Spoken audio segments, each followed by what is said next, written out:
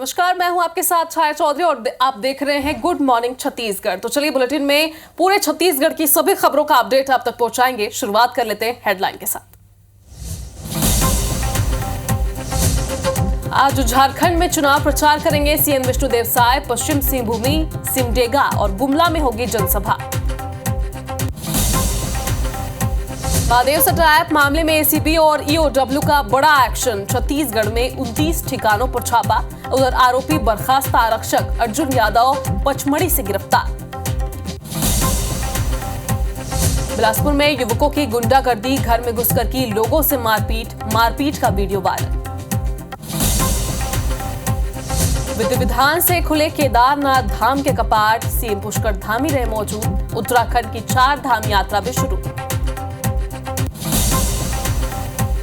IBC 24 की बादशाहत बरकरार। बार्क रिपोर्ट में लगातार नंबर 1, मार्केट शेयर और टाइम स्पेंड में सर्वोच्च शिखर पर IBC 24।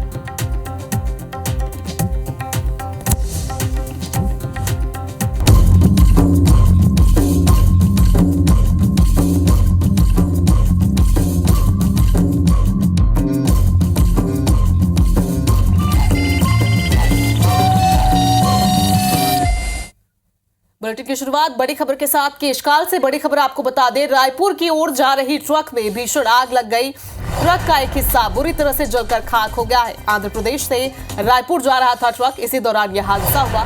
आधी रात नींबू से भरा ट्रक में आग लगने से जो स्थानीय है उनमें काफी हड़कंप की स्थिति देखी गई है। पुलिस ने स्थानीय लोगों की मदद से आग पर फिलहाल काबू पा लिया है।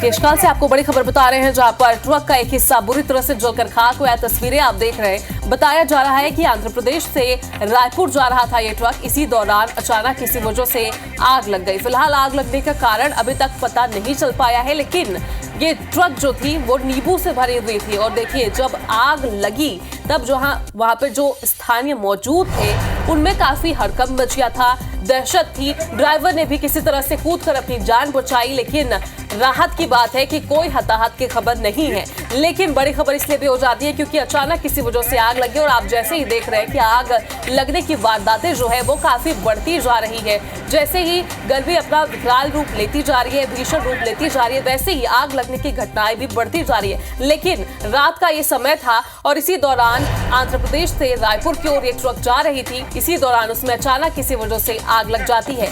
ड्राइवर किसी तरह कूदकर अपनी जान तो बचा लेता है, लेकिन आग लगने के बाद पूरे ट्रक के ऊपर खच्चे उड़ गए हैं। आप भी देखिए, ट्रक का आधा हिस्सा पूरी तरह से जलकर राख हो गया है। नींबू से ये ट्रक भरी हुई थी और इसी दौरान यह हादसा हुआ। आधी रात को ये हादसे की तस्वीर आप देख रहे हैं IBC 24 पर। सबसे पहले किस तरह से आग लगी, किस तरह से ड्राइवर ने कूदकर जान बचाई और किस तरह से ये आग ने विकराल रूप ले लिया, ये सभी तस्वीरें आप IBC 24 पर देख रहे हैं। लेकिन अभी तक आग लगने का क्या कारण था उसका पता नहीं चल पाया। तो न्यायधानी बिलासपुर से आपको बड़ी खबर बता दें, युवक की हत्या का प्रयास करने वाले 3 आरोपियों को गिरफ्तार कर लिया गया है। पुरानी रंजिश में वारदात को अंजाम दिया था। धारदार हथियार से युवक पर जानलेवा हमला किया गया था। आपको बता दें कि बीते 7 मई को यह घटना हुई थी, दुर्घटना हुई थी। सिरगिट्टी पुलिस ने यह कार्रवाई को अंजाम दिया है। न्यायधानी बिलासपुर से आपको खबर बता रहे हैं, पुरानी रंजिश की वजह से युवक पर धारदार हथियार से जानलेवा हमला किया गया था। 7 मई की यह घटना है और इसके बाद जो आरोपी थे उन्हें अब गिरफ्तार कर लिया गया है। फिलहाल तीनों आरोपी पुलिस के हत्थे चढ़ चुके। सिरगिट्टी थाना पुलिस ने कार्रवाई की है।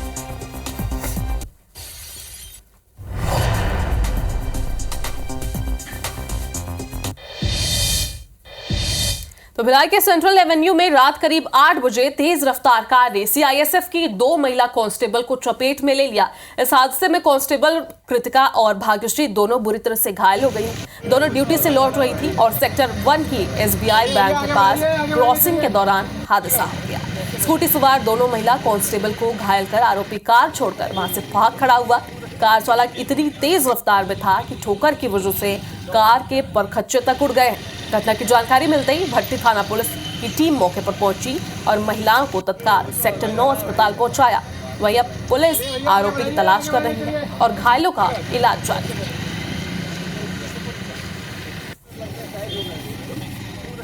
इसमें जो घायल महिला है उनको तत्काल उपचार के लिए सेक्टर 9 हॉस्पिटल में भर्ती करवाया गया है और ये इसका चालक अभी फिलहाल यहाँ पर फरार है और जल्द ही जो है इसमें उसको पकड़कर अग्रिम कार्रवाई की जाएगी। घायलों की स्थिति कैसी है? महादेव ऑनलाइन सट्टा ऐप मामले में ईओडब्ल्यू ने बड़ी कार्रवाई की है। दुर्ग पुलिस के फरार बर्खास्त आरक्षक को मध्य प्रदेश के पचमढ़ी से गिरफ्तार कर लिया गया है, जिसे कल शाम ईओडब्ल्यू की टीम रायपुर लेकर पहुंची। बर्खास्त आरक्षक अर्जुन यादव लंबे समय से परिवार समेत फरार चल रहा था, जिसकी तलाश में ईडी और ईओडब्ल्यू की टीम जुटी हुई थी। अर्जुन यादव को गिरफ्तार कर उसकी एसयूवी कार को भी जब्त कर लिया गया है। अर्जुन यादव के परिवार को ईओडब्ल्यू ने देर रात पूछताछ के बाद छोड़ दिया है। बता दें कि पुलिस गिरफ्त में आया अर्जुन यादव जेल में बंद दुर्ग पुलिस के ही निलंबित आरक्षक भीम यादव का भाई है।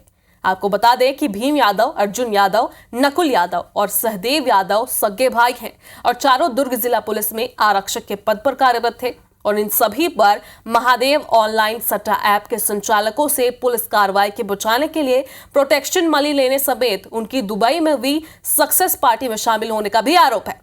फिलहाल नकुल और सहदेव फरार चल रहे हैं। ईओडब्ल्यू की टीम आज अर्जुन को कोर्ट में पेश कर रिमांड पर ले सकती है।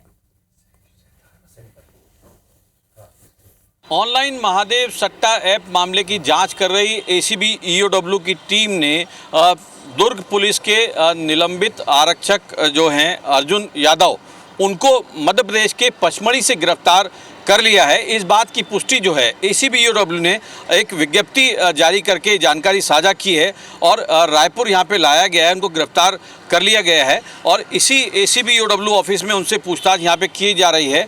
हम यहाँ पे आपको बता दें कि ये जानकारी मिली थी कि एसीबी ईओडब्ल्यू को कि ये जो अर्जुन यादव है वो अपनी पत्नी और बच्चे के साथ फॉर्च्यूनर गाड़ी से फरार हुआ है और यही फॉर्च्यूनर गाड़ी है जहाँ पे आप देख सकते हैं कि ये इसी फॉर्च्यूनर गाड़ी से ये फरार हुए थे और पचमढ़ी में जाके उनको गिरफ्तार किया गया है। अभी हालांकि ये यहाँ पे थोड़ी देर पहले जो है उनको यहाँ पे लाया गया है और ये गाड़ियाँ जो हैं अभी इसमें नंबर नहीं, लेकिन ये बताया जा रहा है कि ये अर्जुन यादव जो है जो दुर्ग पुलिस का निलंबित आरक्षक है और जो जेल में बंद आरक्षक जो भीम यादव है उनके भाई बताए जा रहे हैं। जो ईडी की जो चार्जशीट पेश हुई है उसमें भी इस बात का उल्लेख किया गया है कि भीम यादव, अर्जुन यादव, नकुल और सहदेव ये चार जो भाई हैं आपस में और ये दुर्ग ज़िले में जो जिला बल है वहाँ पे पुलिस में आरक्षक हैं और इनके द्वारा इस बात की भी जानकारी दी गई थी ईडी के द्वारा कि ये लोग जो हैं उनके जो प्रमोशन पार्टी हुई थी, प्रमोटर पार्टी जो हुई थी दुबई में, वहाँ भी ये लोग गए थे। तो फिलहाल अभी जिस तरीके से ईडी ने इनको गिरफ्तार करके जेल में बंद किया था, उसके बाद ईओडब्ल्यू ने इनको पूछताछ के लिए किया और उसमें कई अहम जो खुलासे उसमें हुए थे। उसके बाद जो ये रेड कार्रवाई यहाँ पे की गई है, जो महादेव सट्टा ऐप ऑनलाइन ऐप जो है उसमें ये बड़ी कार्रवाई की गई है। फिलहाल अभी अर्जुन यादव से यहाँ पे पूछताछ की जा रही है और उनकी जो ये फॉर्च्यूनर गाड़ी है उसको भी जब्त यहाँ पे कर लिया गया है और अभी इस पूरे मामले में इनके जो भाई हैं नकुल और सहदेव ये अभी फरार यहाँ पे चल रहे हैं। अब देखने वाली बात होगी कि ईओडब्ल्यू इनको कब तक गिरफ्तार करती है। कैमरामैन संजीव सिन्हा के साथ तहसीन जैदी, IBC 24 रायपुर। तो चुनाव खत्म होते ही छत्तीसगढ़ की एसीबी ईओडब्ल्यू एक्शन मोड पर आ गई है। महादेव ऑनलाइन सट्टा ऐप मामले में एसीबी और ईओडब्ल्यू ने छत्तीसगढ़ में 29 ठिकानों पर छापा मारा है। दुर्ग में 18, रायपुर में 7, बलौदाबाजार में 2, कांकेर और रायगढ़ में एक ठिकाने पर छापा मारा गया। ईओडब्ल्यू ने यह जानकारी साझा की है। इन छापों में केस से जुड़े संदिग्ध दस्तावेज समेत भारी मात्रा में हवाला पर्चियां और इलेक्ट्रॉनिक सामान जब्त करने का दावा भी किया है। रायपुर के संतोषी नगर और मुजगहन में निलंबित एएसआई चंद्रभूषण वर्मा के निवास और फार्म हाउस के साथ भाई और रिश्तेदारों के घर पर भी छापा मारा गया। वहीं ईओडब्ल्यू की 6 सदस्यीय टीम निलंबित एएसआई चंद्रभूषण वर्मा के पैतृक निवास बलौदा बाजार के सुहेला पहुंची। यहां भी टीम ने कई घंटे तक पूछताछ की है। वहीं दुर्ग भिलाई में महादेव सट्टा ऐप के संचालक सौरभ चंद्राकर के चाचा दिलीप चंद्राकर के घर पर भी छापामार कार्रवाई की गई है। आकाशगंगा स्थित प्रकाश सांखला के सांखला ज्वेलर्स और सहेली अलंकरण के संचालक राजेंद्र जैन के ठिकानों पर दबिश दी गई। इन दोनों से शराब घोटाला, महादेव सट्टा ऐप और मनी लॉन्ड्रिंग मामले में पूछताछ की गई है। वहीं कांकेर में प्रधान आरक्षक विजय पांडे के घर से ईओडब्ल्यू की टीम को बैरंग लौटना पड़ा। प्रधान आरक्षक विजय पांडे घर पर नहीं मिले, ऐसे में ईओडब्ल्यू की टीम ने घर को सील कर नोटिस चस्पा कर दिया है। वहीं रायगढ़ के धर्मजयगढ़ में नीचे पारा इलाके में भी ईओडब्ल्यू और एसीबी की टीम ने इस केस में फरार अनिल अग्रवाल के बंद पड़े घर को सील कर दिया है। अनिल अग्रवाल की तलाश सरगर्मी से की जा रही है। इधर ईओडब्ल्यू ने दुर्ग पुलिस के फरार निलंबित आरक्षक अर्जुन यादव को मध्य प्रदेश के पचमढ़ी से गिरफ्तार किया और अर्जुन यादव के पास से पुलिस ने कार को भी जब्त कर लिया है। वहीं महादेव सट्टा ऐप घोटाला केस में हो रही कार्रवाई को लेकर सीएम साय ने कहा कि भ्रष्टाचार के मामले में जीरो टॉलरेंस है। सभी मामलों की जांच चल रही है, दोषियों पर सख्त कार्रवाई होगी।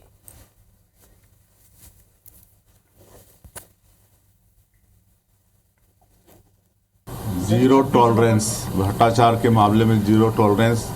जो भी दोषीदार हैं, अनेक मामले चल रहे हैं, सबकी जांच हो रही है और दोषीदार जो लोग हैं उनके ऊपर सख्ती से कार्रवाई होगी। तो आज अक्षय तृतीया यानी अक्ति का त्योहार का पर्व मनाया जा रहा है। हिंदू पंचांग के अनुसार अक्षय तृतीया वैशाख मास के शुक्ल पक्ष की तृतीया तिथि को मनाया जाता है। इस तिथि की अर्धिशास्त्री देवी माता पार्वती हैं। इस दिन किसी नए काम की शुरुआत या मांगलिक कार्यों के लिए शुभ मुहूर्त या पंचांग देखने की आवश्यकता बिल्कुल भी नहीं होती।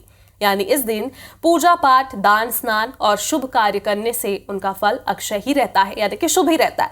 इस दिन भगवान विष्णु के नर नारायण का अवतार लिया था और इसी पावन तिथि पर भगवान विष्णु के छठे अवतार परशुराम जी की जयंती मनाई जाती है। अक्षय तृतीया को छत्तीसगढ़ में अक्ति तिहार के रूप में भी मनाया जाता है, जिसको लेकर छत्तीसगढ़ के बाजारों में जबरदस्त रौनक है।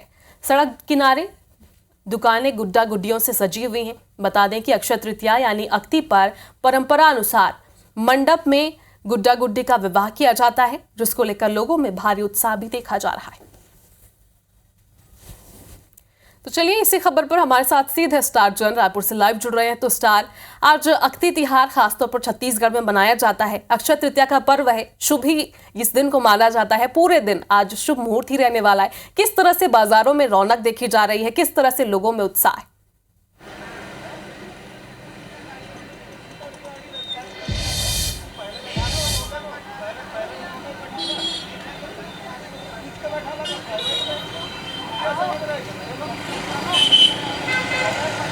स्टार, क्या आपको हमारी आवाज आ रही है?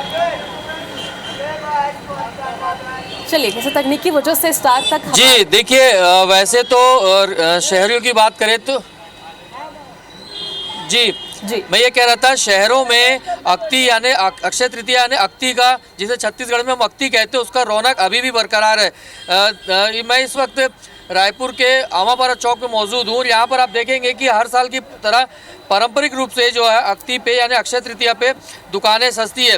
बेसिकली इसे शुभ मुहूर्त के रूप में देखा जाता है और आज से शुभ कार्य की एक बार शुरुआत होती है, विशेषकर शादी जैसे कार्यक्रमों की। हमारे साथ एक गृहिणी मौजूद है जो यहाँ गुड्डा गुड्डी खरीदने आई है। अक्षय तृतीया पे गुड्डा गुड्डी की पूजा की जाती है, उनकी शादी कराई जाती है। क्या महत्व रहता है, किस तरीके के हिसाब से अक्षय तृतीया मनाते हैं, थोड़ा बताएंगे? हम लोग महाराष्ट्रियन हैं, सो हम लोगों में जैसे आम की पूजा करते हैं, मटके की पूजा करते हैं हम, जिससे कि अक्षय पात्र कहलाता है। मटका मतलब जिससे अगर आप घर में ले जाओ तो जिसका कभी क्षय नहीं होता, जिससे कभी किसी चीज़ की कमी नहीं होती। धन धान्य की पूजा करते हैं, कॉटन की पूजा करते हैं, जो हमारा मेन पूजा का स्रोत कहलाता है। तो हम लोग इस तरीके से घर में सब चीज़ों की जो नई अभी चीज़ें आ रही है। ये गुड्डा गुड्डी का क्या है, थोड़ा बताएंगे? गुड्डा गुड्डी शादी पवित्र बंधन है, और अगर हम इस पवित्र बंधन को अक्षय तृतीया 3.5 मुहूर्त से एक मुहूर्त जो मेन मुहूर्त है, तो 3.5 मुहूर्त में 3 मुहूर्त है। एक अक्षय तृतीया, एक अपने दशहरा और एक है आधा मुहूर्त है दिवाली का। तो इस तरीके से जो 3.5 मुहूर्त है, 3.5 मुहूर्त में से एक मुहूर्त है जिससे कि आज आप अगर शादी जैसे पवित्र बंधन में बनते हैं तो ये कभी क्षय नहीं होता है इसका। देखिए, बड़े बारीकी से इन्होंने समझाया है कि अक्षय तृतीया का महत्व क्या रहता है। और देखेंगे पीछे तो लाइन से पूरी तरीके से मार्केट यहाँ पर दूर दूर तक सजा हुआ है और तरह तरह के जैसे शादी में जैसे एक मंडप सजाया जाता है वैसे ही उसी प्रकार की सामग्रियाँ यहाँ पर है। कुछ और लोगों से बातचीत करते, बताइए आप लोग किस तरीके से मनाते हैं अक्षय तृतीया? हम लोग महाराष्ट्रियन हैं, घर में मतलब मटके की पूजा करते हैं। आज के दिन, आज से मटके में ठंडा पानी होता है, पना बनाते हैं, पकवान बनाते हैं। जितना बड़ी पापड़ वगैरह सब बनता है वो आज ही बनता है। आज से शादियाँ शुरू होती है, बच्चे लोग गुड्डा गुड्डी की शादी करते हैं घर में। देखिए, अक्षय तृतीया का पर्व है, पूरे देश में मनाया जाता है और छत्तीसगढ़ की बात करें तो अक्ति के रूप में इसे माना जाता है। और पूरी तरीके से आप देखेंगे सुबह से ही तो यहाँ पर मार्केट जो है वो सज गया है और जैसे दिन चढ़ेगा ये मार्केट और बढ़ेगा, क्योंकि भले ही शहर में कितने आधुनिकीकरण हो लेकिन जो पारंपरिक त्यौहार रीति रिवाज है वो आज भी कायम है और लोग आज भी पर्व को मनाते हैं।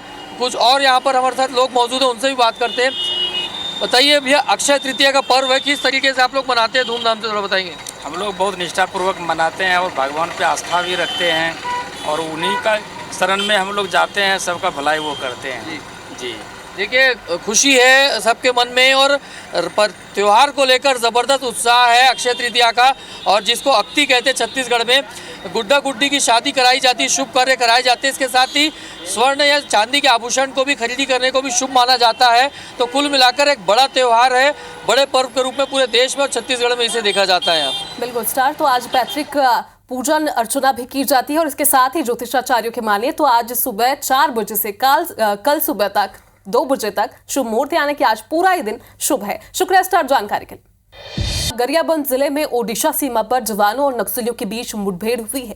मुठभेड़ में एक नक्सली मारा गया है। दरअसल ओडिशा नवरंगपुर की सीमा के हाथी गांव एसओजी की टीम पर माओवादियों के एक समूह ने अंधाधुंध गोलीबारी कर दी थी। इस दौरान एसओजी कमांडो ने माओवादियों को आत्मसमर्पण करने के लिए कहा, लेकिन नक्सलियों ने गोलीबारी जारी रखी। जवाबी कार्रवाई में एसओजी कमांडो ने भी फायरिंग कर दी और इस बीच दुर्गम इलाके का फायदा उठाकर नक्सली मौके से भाग निकले। तलाशी के दौरान एक नक्सली कैडर का शव बरामद किया गया है। साथ ही घटनास्थल से नक्सलियों के कई सामान भी बरामद हुए हैं।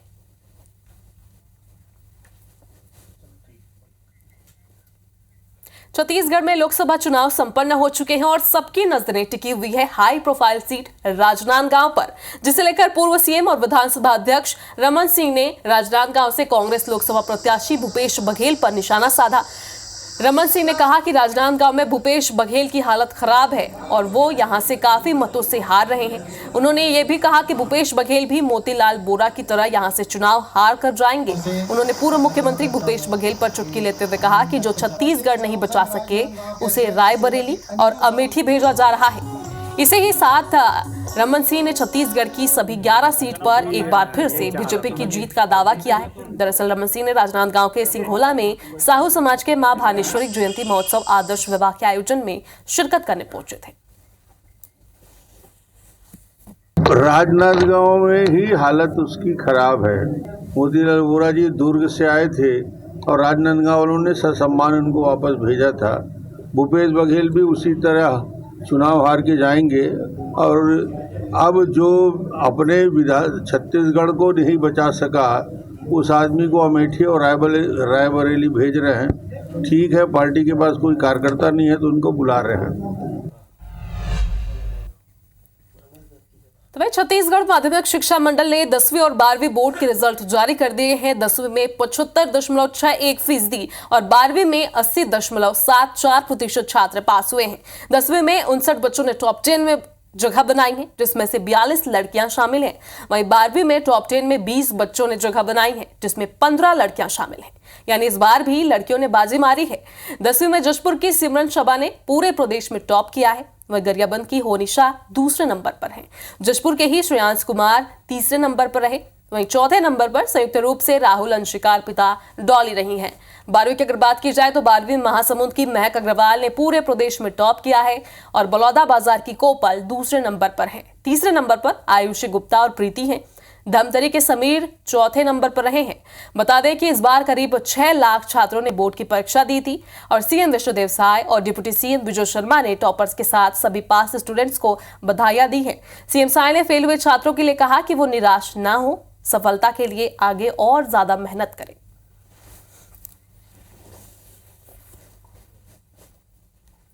वर्ष 2024 के हाई स्कूल बोर्ड एग्जाम में कुल 3,40,220 छात्र सम्मिलित हुए थे और इनमें से 3,39,994 के परिणाम घोषित किए गए हैं। उत्तीर्ण छात्रों का प्रतिशत 75.61% है। हायर सेकेंडरी एग्जाम में कुल 2,58,704 परीक्षार्थी सम्मिलित हुए थे और इनमें से 2,58,575 के परीक्षा परिणाम घोषित किए गए हैं।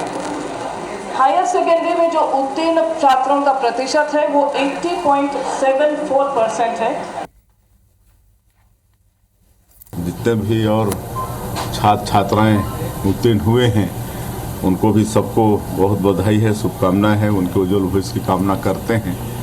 और जो इस दोनों परीक्षा में असफल हुए हैं उनसे भी हम कहना चाहेंगे कि निराश होने की आवश्यकता नहीं है, परीक्षा में सब होता रहता है।